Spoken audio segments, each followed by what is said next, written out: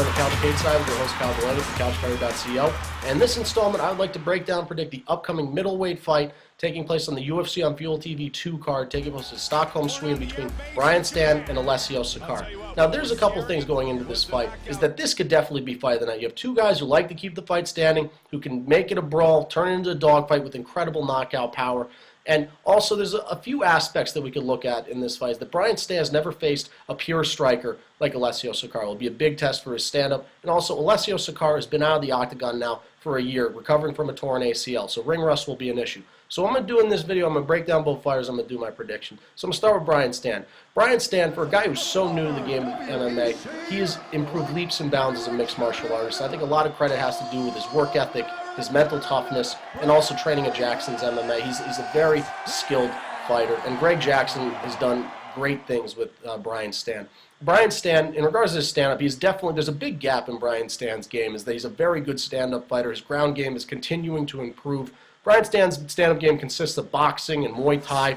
He is a dynamic striker. I wouldn't say he's a very good technical striker, but he can bring the fight to his opponents. He gives you multiple looks. He can change levels. He's not so much the most athletic fighter, but he presents a lot of knockout power. For a guy who dropped down from the light heavyweight division fighting at middleweight, he's a big guy, he has a very big frame, and packs a lot of power behind his punch. Brian Stann has 8 knockouts on his resume. And it has a lot to do with his stand-up game. He's a very smart stand-up fighter. For a guy who's so new to MMA, Brian Stann could, like I say, could change levels and give you multiple looks. We've seen it in different fights. In the Chris Lieben fight, he turned it into a brawl. He was coming at Chris Lieben. It was a dog fight, coming forward with very good punches. Not so much combinations, but he put together some very nice strikes, some good hooks. He worked the body. He implemented some good knees. And he finished Chris Lieben, something some fighters have never been able to do, a guy with a granite shin.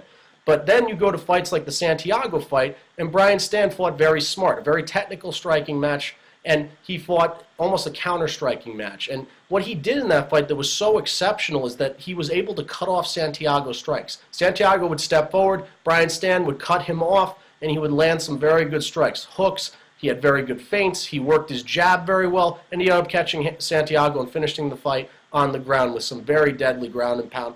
So Brian Stann, he's not so much a combination striker, a lot of power in his hands. He could give you multiple looks. He can definitely kick and give you some good leg kicks to keep you at range. The best way to say it is that Brian Stann can dictate the base very well. Like I say, he's a very good stand-up fighter with very good head on his shoulders, a very smart stand-up fighter.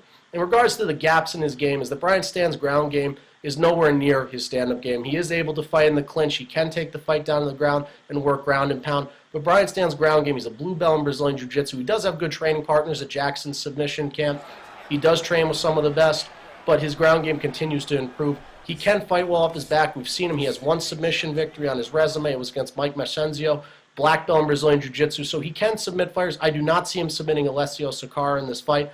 But Brian Stann is relentless when fighting off his back. He does throw up kicks. He throws elbows off his back. He does not give you a chance to rest. So he will, if Alessio Sakara does take this to the ground, Brian Stann will be able to fend off his back. So that's what I have for Brian Stann. In regards to the pros and cons for Brian Stann has a very good chin. He's only been knocked out once. He's a very tough guy, a lot of mental toughness. Brian Stann has the mental edge that most fighters do not have. The guy served our country. He's a war hero. He's seen things that a majority of fighters have never been able to see. You cannot teach that mental toughness. Brian Stann's also the bigger guy. He's got an incredible frame. He has great strength. He also has a 74-inch reach to Alessio Sakara's 72. Cons for Brian Stann. He does not have the experience that Alessio Sakara has. Alessio Sakara has fought way more times in the octagon. He does not have the speed that Alessio Sakara has. He does not have the submission game that Alessio Sakara has. So those would be a couple of disadvantages for Brian Stann when it comes to fight time. Alessio Sakara. Alessio Sakara is a very skilled stand fighter, a guy who used to do amateur and professional boxing, very good hand speed. The guy also packs a lot of power behind his punch. He has 9 knockouts on his resume. Now, Alessio Sakara, he can do what Brian Stann can do as well, and he does it a little bit better than Brian Stann. I must say is that Alessio Sakara can turn into technical striking match. He could also turn into a brawl. He does give you multiple looks as well. The thing that he has that Brian Stann doesn't have is hand speed. He has a lot more speed than Brian Stann. He also is able to mix in his leg kicks very well. For a guy who used to be a boxer, Alessio Sakara can mix in leg kicks to the body. He can also throw some head kicks at you. He does give you a lot of looks, something that Brian Stann is going to have to look out for in this fight. And with those 9 knockouts on his resume, a lot of power in Alessio Sakara's hands. And he can pop forward in the pocket. He does a very good job of popping forward in the pocket, but he does leave his head exposed when he pops forward. And Alessio Sakara has been knocked out quite a few times in his career. So I don't want to say his chin's questionable, but he has been knocked out in his career before.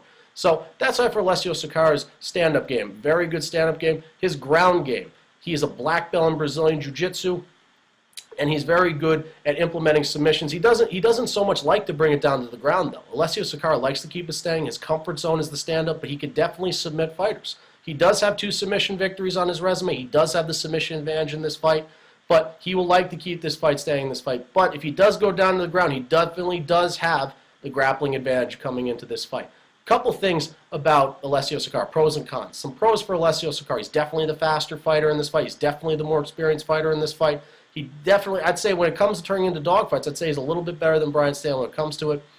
Cons for Alessio Sakara. I'd say his chin is at least questionable. He's been knocked out quite a few times. Another con is that he's been out of the ring for a while. I'd say ring rust will definitely be an issue coming into this fight. Lastly, I'd say that he does not have the mental toughness. He does not have the game plan. Is that he might try and turn this into a brawl. I think Brian Stann's the smarter fighter in this fight. So where I see each fighter being successful, I see Brian Stann being successful keeping this fight standing. You do not want to bring it down to the ground and roll and grapple with the black belt in Brazilian Jiu-Jitsu. Keep it standing.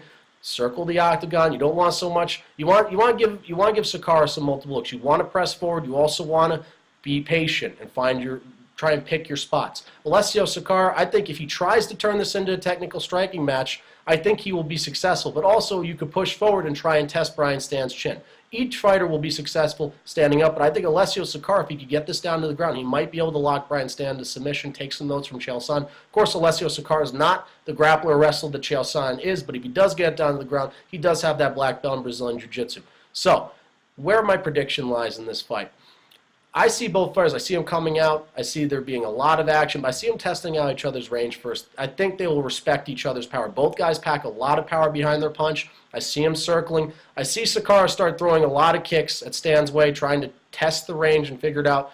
But I see once these guys step forward, it is going to be an all-war. There's going to be nonstop action. I would not be surprised if this fight does not get out of the first round. These guys both have incredible power, and they will test each other's chins. But where I see this one panning out, I see Alessio Sakara stepping forward. And I see Brian Stann. If he's successful, I think it would be better if he fights it like the Santiago fight. He lets Sakara come forward. He cuts off a strike and tests the chin and tests Sakara coming forward and keeping his chin exposed. I see Brian Stann stepping forward, connecting with the big shot, and sending Sakara down to the mat and finishing him off on the ground and winning this fight via TKO.